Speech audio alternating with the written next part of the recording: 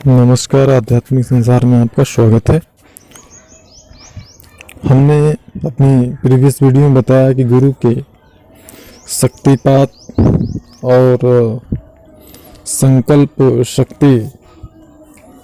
किस प्रकार कार्य करती है, उसी क्रम में ये वीडियो प्रकाशित हो रहा है। गुरु का जो संकल्प शक्ति होती है और जो शक्तिपात होता है, उसको कभी भी आप अन्यथा लेने का प्रयास न करें। मान लीजिए गुरु ने या मार्गदर्शक ने आप पर शक्तिपात किया, अब उसके बाद आप मान लीजिए गुरु से अलग हो गए, फिर उनसे संपर्क आपने तोड़ दिया और फिर गुरु के प्रति आपकी कोई भावना ही नहीं रही, तो जो संकल्प शक्ति या जो शक्तिपात गुरु ने किया है, वह संकल्प शक्ति या वह शक्तिपात, भले ही उन्होंने गुरु मंत्र या गुरु दीक्षा ही आपको दिया, वह कार्य करना स्वयं बंद कर देती है। यानी आपकी जो योग्यता होती है वो एक स्थिरता आ जाती है, उसमें ठहराव आ जाती है। वो कैसे आप समझ सकते हैं कि जैसे किसी एक स्थान से आप 10 किलोमीटर आगे गए, पुनः फिर उसी स्थान पे 10 किलोमीटर बैक आ गए आप, फिर उस स्थान पे आप खड़े हो गए। कुछ इसी प्रकार गुरु का जो शक्तिपात होता है या संकल्प शक्ति होती है, वह कार्य करती है। और अगर गुरु का सानिध्य प्राप्त, आपको अगर उनका कृपा प्राप्त है, तो फिर उसके हिसाब से आपने, जैसे इस जन्म में जो भी आपने किया साधना, जो भी योग्यता प्राप्त किया आपने, अगर इस जन्म में आपने पूर्णता को प्राप्त नहीं किया, उसके पहले ही इस शरीर का अंत हो गया, तो उस स्थिति में जब आप अगला जन्म लेंगे, उस स्थिति में आप अगले जन्म में भी आपकी ये संस्कार, गुरु का शक्तिपात या संकल्प शक्ति जो भी है, इसके संस्कार आपके चित्त पर स्थित होते हैं। जब आप अगला जन्म लेते हैं, तो जैसे कि मान लीजिए गुरु ने कोई मंत्र आपको प्रदान किया, आपने उस मंत्र का साधना की सिद्धता प्राप्त करने से पहले ही आपका जो है स्थूल शरीर छूट गया किन्हीं कारणों से, तो वह मंत्र अगले जन्म में, गुरु का वह संकल्प शक्ति अगले जन्म में भी आपको प्राप्त होगा। आप अगर अगले जन्म में भी, और एक चीज, अगर आप ये कहें कि नहीं किसी भी प्रकार से आपको जो है अगले जन्म में कैसे ये जानकारी मिलेगी, तो ये ध्यान दें, प्रकृति की ऐसी व्यवस्था होती है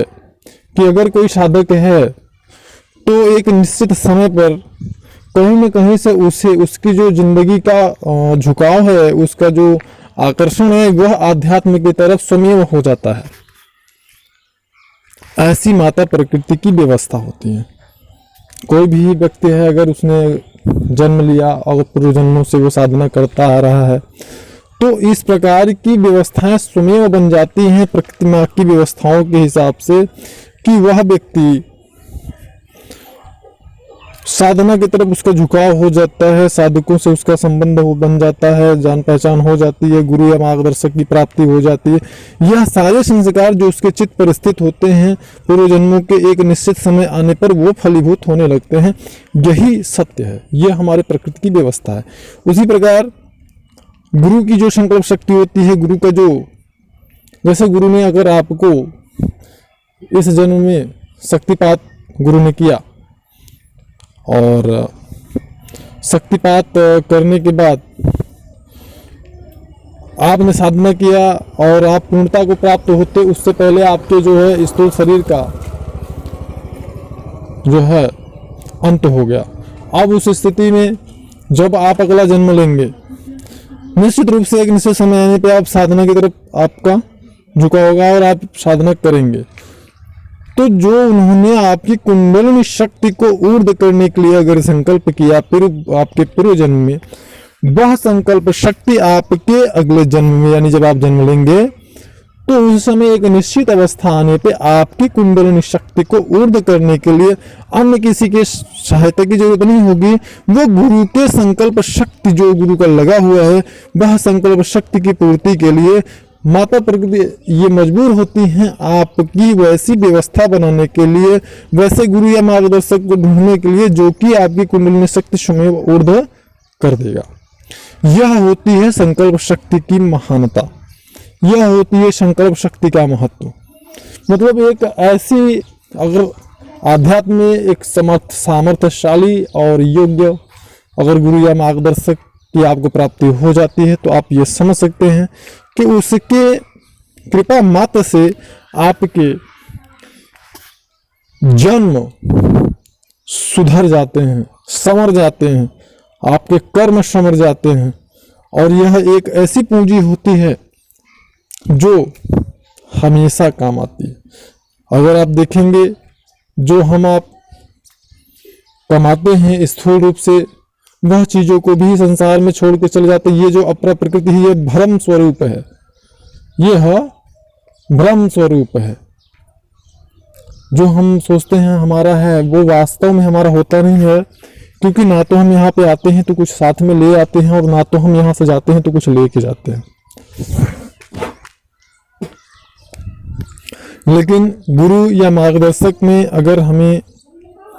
शक्तिपात किया, हमारे ऊपर किसी विशेष अवस्था के लिए संकल्पित कर दिया, तो वह अवस्था हर जन्म में हमें प्राप्त होनी निश्चित है। इसे कोई टाल नहीं सकता। एक उचित समय आने पर, एक निश्चित समय आने पर